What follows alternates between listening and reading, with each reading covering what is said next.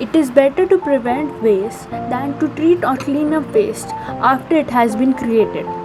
This quote easily sums up the topic which I am going to discuss today for my chemistry AIL project, that is green chemistry.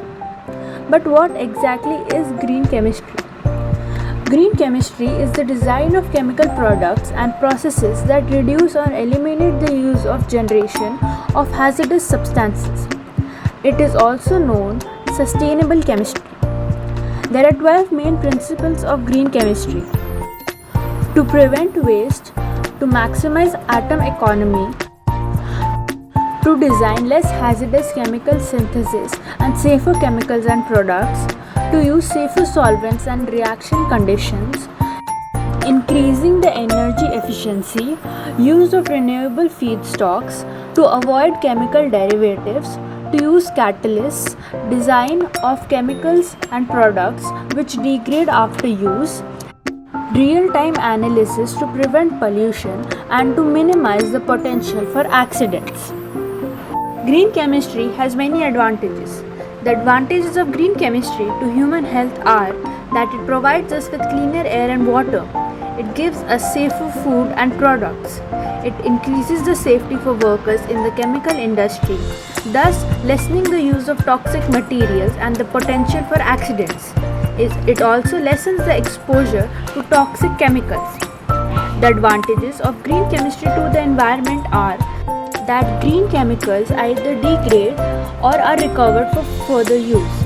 Plants and animals suffer less harm from toxic chemicals in the environment, and there is a lower potential for global warming, ozone depletion, and smog formation.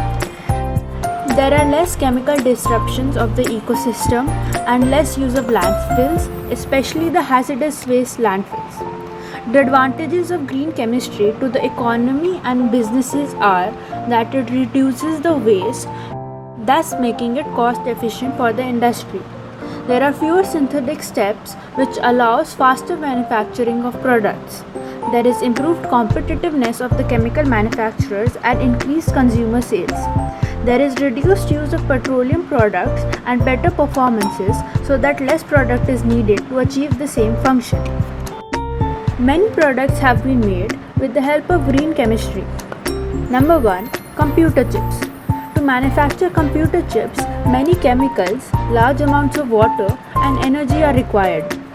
The industrial estimate of chemicals and fossil fuels required to make a computer chip is 630:1. Richard Wool, the former director of the ACRES program at the University of Delaware, found a way to use chicken feathers to make computer chips. The protein and keratin in the feathers was used to make fiber, which was both light and tough enough to withstand mechanical and thermal stress. The resultant feather-based printed circuit board actually worked at twice the speed of the traditional circuit board. Number 2. Medicine. The pharmaceutical industry is continuously seeking ways to develop medicine with less harmful side effects and using the processes to produce less toxic waste. They use enzymatic processes that reduced waste, improved yields and safety, and eliminates the need for a metal catalyst.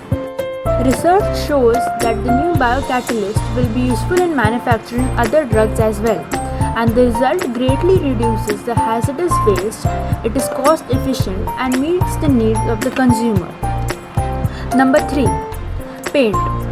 The oil-based paints give off a large amount of volatile organic compound which evaporate from the paint as it dries and has many environmental impacts.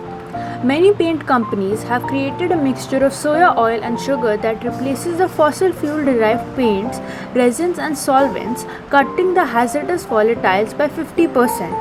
Some paint formulation also use bio-based cephose oil to replace petroleum-based solvents and create paint that is safer to use and produces less toxic waste. Number 4. Biodegradable plastics. Several companies have been working to develop plastics that are made from renewable and biodegradable sources. Scientists have discovered a method where microorganisms convert cornstarch into a resin that is just as strong as the rigid petroleum-based plastic which we are currently using. They are working towards sourcing the raw material from agricultural waste.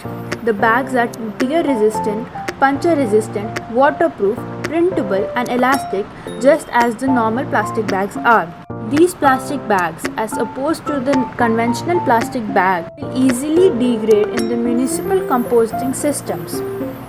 I would like to thank Sandesh ma'am for giving me this opportunity to make this chemistry AIL, because of which I learnt about green chemistry. Thank you.